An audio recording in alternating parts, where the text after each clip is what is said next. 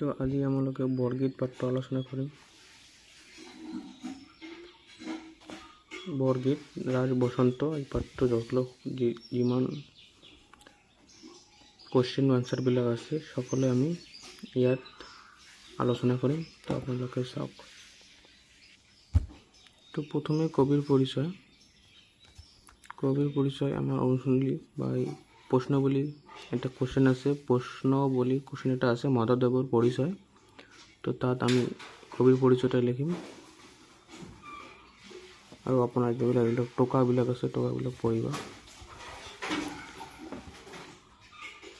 আৰু লক্ষণ ব্ৰজাৱলী ভাষাটা চমু টকা শেষত দি দিম আৰু বৰগীতৰ এটা চমু টকা দি দিম।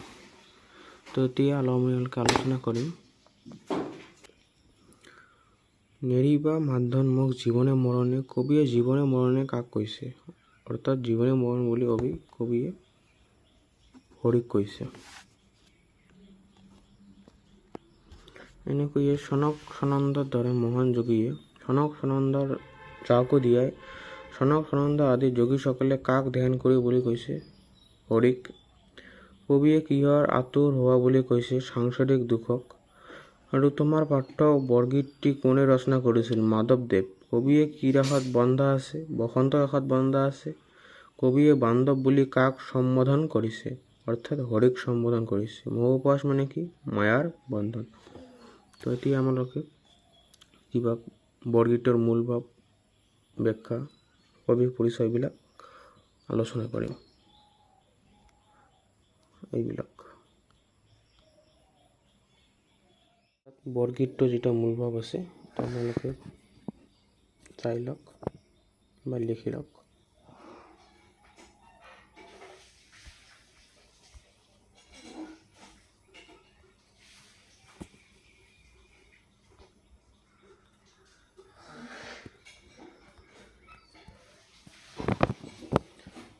তো এতিয়া কবিৰ পৰিচয় অৰ্থাৎ কবিৰ বৰগীত মাধৱদেৱৰ যিটো পৰিচয় আছে বা জন্ম কেনেকৈ হৈছিল সেইটো আলোচনা কৰিম। মাধৱদেৱ জন্ম হৈছিল লখিমপুৰ জিলাৰ নাৰায়ণপুৰৰ লেটেকু পুখুৰীত 1989 চনত জন্ম হয়। তেওঁৰ পিতৃ গোবিন্দ ভঙা আৰু মাতৃ মনোৰমা। তেওঁৰ কেইটামান আখ্যানমূলক নাট্য ইয়াত দিয়া আছে, এইবোৰ লিখি ল'ব আপোনালোকে। তো এতিয়া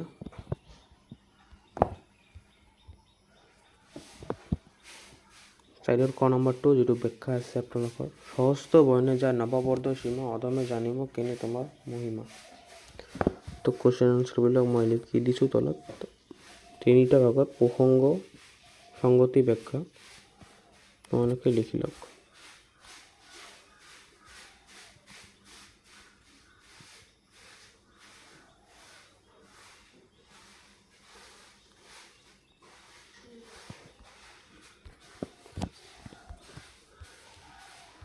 তো এতিয়া